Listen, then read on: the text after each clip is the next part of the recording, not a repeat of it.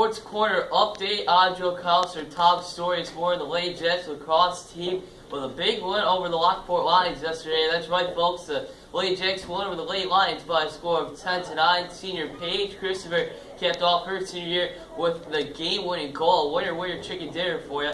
Fellow senior Desiree Doucette had 4 goals, and Alyssa Kissel had a goal. She leads the team once again in scoring this season. The Lady Jacks will file their postseason fate later this week, as well as softball and baseball. A couple of other notes from last night. The Cavaliers took Game 1 over the Toronto Raptors. Looks like Ashley Rowe wasn't happy at all yesterday, but hopefully they'll bounce back in Game 2. And in the NHL, the Sharks and Blues are tied at 1 in the Western Conference Finals. San Jose with a 4-0 victory over St. Louis. Well, folks, as we know, we only have 15 shows after today. And, like I've said before on the show, we've had a great run. We've still got some big things coming up. And our guest this morning spent the past 13 years at WKBW, and he made a transition from sports director to the station's lead news anchor. He was actually one of the first sports anchors that I grew up watching. And I'm proud to say he was actually one of the inspirations to starting the show 7 years ago. So you can catch him on the 5 and 11 o'clock every night. Please welcome to our show, Mr. Jeff Russo. Holy cow. Hey, good to see you. Welcome to the show. Hey, thanks for having me. Those are some very kind and thoughtful words. That means a lot coming from you. No, Thank you for having me. It truly is a pleasure to be able to come on, because we had Ed Kilgore here a couple of weeks ago, and that's when that's the guy the teachers grew up watching. Sure. So I mean, you're the guy that I grew up watching. So this is very exciting. Well, I appreciate it. This is amazing to be on your show, so thanks for having me this morning. Yeah, well, welcome to Lumber City. So what made you decide to become a broadcaster? Because every guest we've had on, they've told their story, and Sure. it's always interesting. So how did it start for you? Well, it's interesting. I played sports in high school. I played football at the high school level. I dabbled in basketball. Had the opportunity to maybe play some football at the college level, but knew right away that I was this height, about 180 pounds. It wasn't going to happen. So I figured if you can't beat them, then mock them or analyze them in some way. So I decided that broadcasting was the way I wanted to go. And that's something that I did kind of like you're doing right now in high school, was sort of get prepared, get behind the camera, just talk a lot in front of the camera. So I wanted to do broadcasting really early on in my high school career. Thought about being a meteorologist, but ended up going the sports route, and fortunately for me, it worked out. Do you have a favorite moment from your high school career, maybe playing, or I know you said earlier that you did some type of show back in high school. Well, there's a couple of things. I think from an athletic standpoint, I think I had maybe 4 sacks my entire senior year. I think 3 of those came in a back-to-back series against a team called Penfield. I went to Webster High School outside of Rochester, so I had 3 sacks, I think, in the matter of the first quarter, and then I only had 4 all year, so that was athletically about as good as it got for me. The opposite side of things, like you mentioned, just some of the people that I had a chance to work with in a show similar to this, just sort of doing some broadcasting and dabbling in it, because really, when it comes down to it, and people will tell you in a lot of things, broadcasting is really an experience-based type of thing. I mean, you can't do this the way you do it at the level that you want to do it at, which you're doing a great job. Thanks. Unless you continually do it over time, and you've obviously cemented yourself and done some of that. So I think just some of the people I had a chance to work with, some of the creativity that went along with that, just high school in general, just taking advantage of it and having a good time. Absolutely. And probably the coolest part of your childhood, well, at least in my eyes, I read about somewhere you actually had the chance to meet Michael Jordan. Yeah. So would you mind telling us that story? Yeah, no problem. My father came home one day and said, "Hey, Michael Jordan is having a basketball camp outside of Chicago at Elmhurst College." It was right after they had won their first championship, so 1991. Scottie Pippen, John Paxson back then, huge Michael Jordan fan, huge Chicago Bulls fan. It was an expensive camp to go to. And I don't know how long he did it, but I mowed lawns for a long period of time, saved up some money, and we went. We went to Michael Jordan basketball camp outside of Chicago. He was there each and every day. A lot of celebrities were there. I was there to meet Michael Jordan. Like I said, I dabbled in basketball, and I was just dominated athletically from some of the people that were there. It was a Nike-sponsored camp. But he was there every day, refereed one of my games. I remember playing one game. I got the ball inside, went up to take a shot, got blocked, got the ball back, jumped up again, got blocked by this 6'8" guy, got the ball again, went up and got blocked. But Michael Jordan, I think, felt bad for me, so he blew a foul. hands me the ball on the foul line, and I missed my first free throw. I think I airballed it, actually. Second one, he kind of looks at me, I throw it up and went ding, ding, ding, and in. But yeah, Michael Jordan, what a start of what became such a huge career for him. And just to even play some role or be around him in that moment was pretty special. I have some pictures and stuff that I'll keep forever. Yeah, yeah, and the other thing, too, why do you think the NBA has clearly changed since then? Why so? It's interesting. I think back then they played defense a little bit. No, it's changed quite a bit. I mean, every sport has its evolutions. It went from Michael Jordan, obviously, to Kobe Bryant, LeBron James. You see what they're doing in the playoffs. I think defense was a lot of it, and the way they sort of changed things up. But boy, the superstar era, in terms of as we know it, I mean, superstars throughout the sport for so long. But in terms of the Nike era and everything involved in that, the shoes, and it wasn't like 3 superstars on one team. It was pretty much one for every team. Exactly. So and Jordan was it with some really good role players. You talk about the Scottie Pippens and the Cartwrights and the Paxsons and all that. They just got it done. What they did, 3-peats twice, in that many years. Pretty special. So it's changed quite a bit. Still a lot of fun to watch. Just need a little bit more defense from time to time. Yeah, and a team up with Bugs Bunny is a pretty good thing for the resume for Michael Jordan. You mentioned that you went to that you grew up in Rochester, and then you went to SUNY Fredonia. Correct. So what made that school stand out to you? I think I wanted to go and study communications, broadcast journalism. I wanted to study. Everything that goes along with that. I had some feelers out, had some acceptances from other colleges, Ithaca, the Syracuse.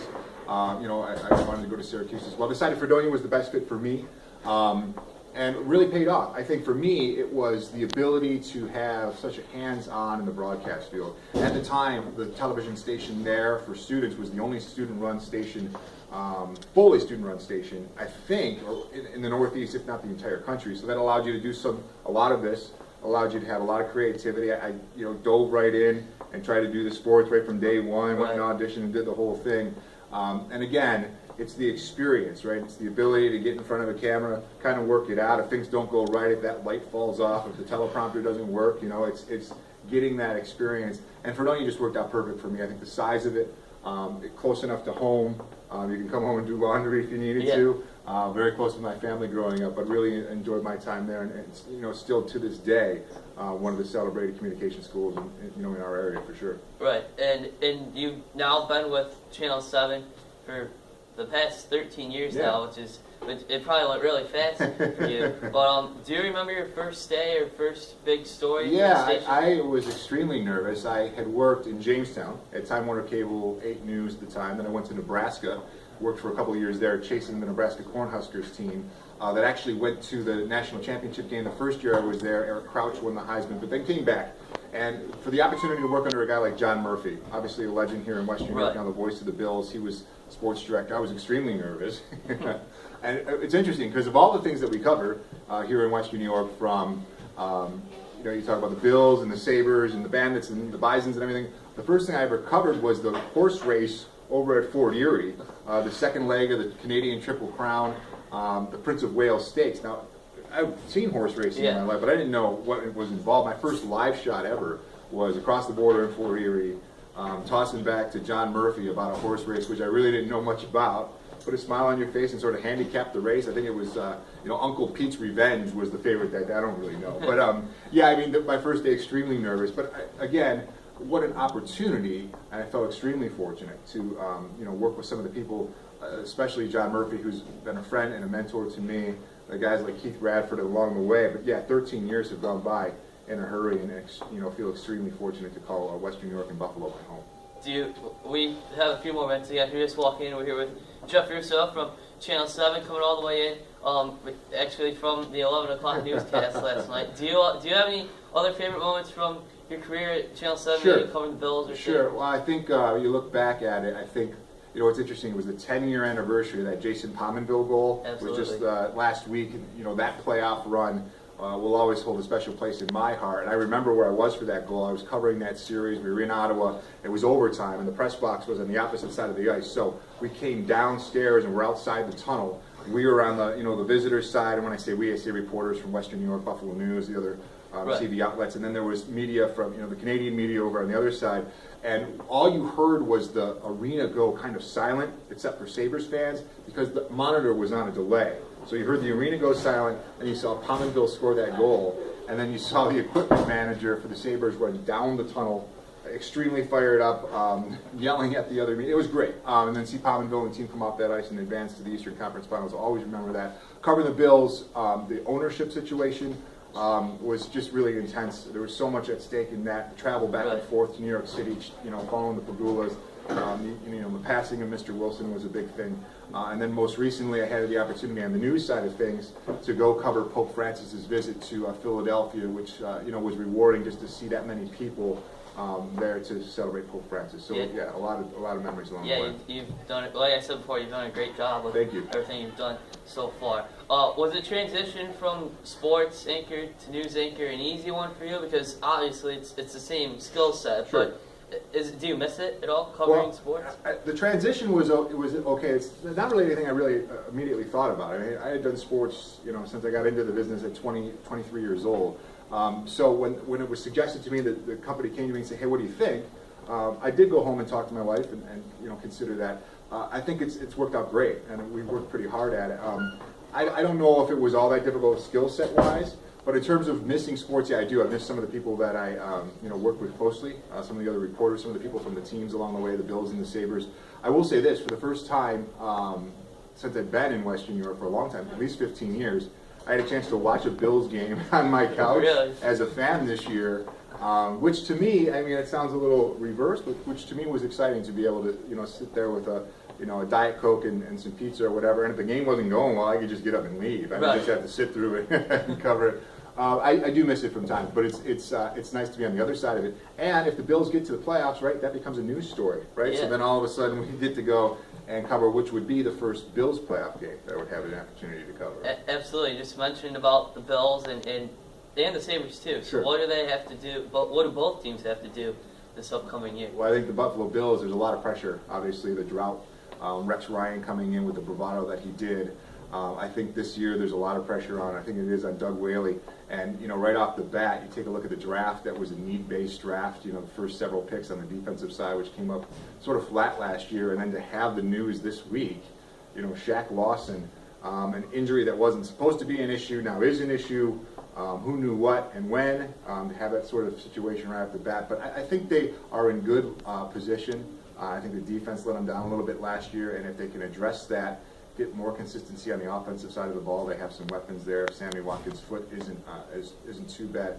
I think this could be the year. I mean, everyone hopes, right? This is always the year. Yeah. And then for the Sabres, I think that they've done a good job. I think, they're obviously the pieces are in place. It reminds you some of that young, talented core that they had back in, the Pominville, the Vanek, the Danny Briere, the J.P. Dumont days. So I think they need a couple more pieces. Maybe a defensive pair and a winger, and I think he's done a nice job, Tim Murray and the Pagulas, and maybe they're closer to being done there. Do you have any final advice, real quick? Yeah, I think so. I think out there, if you're listening, stay humble, work really hard, listen to people around you, listen to your parents. I mean, you may think, whoa, but it's so important to have those relationships and really listen to people that have been through it before. But really stay grounded, work hard, and just do the best you can. Take advantage of any opportunity, and just remember, this is an opportunity, and just take advantage of it. I think that's it. Well, Jeff, we got to run. No problem. But thanks for joining us. Thanks for having me on. We'll be back to the rest of your morning outfits weapons.